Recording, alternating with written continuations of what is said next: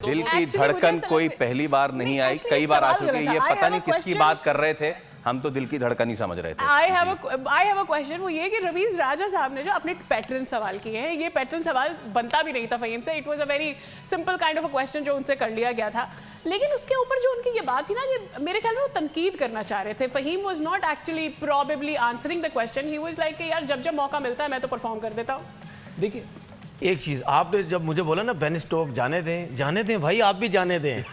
लोग नहीं भी समझे, आप फिर भी क्लियर कर रहे हैं। लेकिन बात सारी ये है कि फ़हीम अशरफ को बहुत ज़्यादा शोर मचता है। जैसे तनवीर ने कहा कि जी बेन स्टोक्स हैं, और बहुत सारे अल्फाज से नवाजा जाता है, बोला जाता है।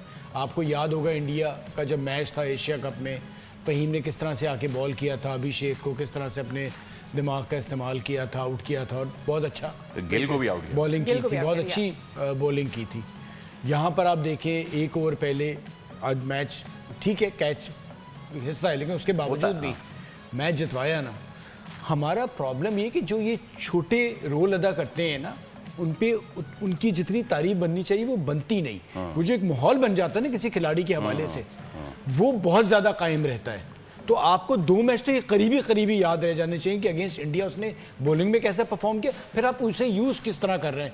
अगर वो नया बॉल अच्छा कर रहा था तो यहाँ पर मैं समझता हूँ आगे चल के आपको शायद शाहीन की जगह एक और बैटर बिठाना पड़ेगा। आप सलमान मिर्ज़ा से चाहे फ़हीम से कराएं, या आप साइम को जो हमने गलती की है जो बाद में लेके आए, तो ये हमें चीज़ें आज के सबक मिल गए कि अब बैटिंग और बढ़ानी पड़ेगी। आप तो 11वें नंबर पे भी जनाब सब्सक्राइब करें और बेल दबाएं ताकि कोई खबर रह न जाए।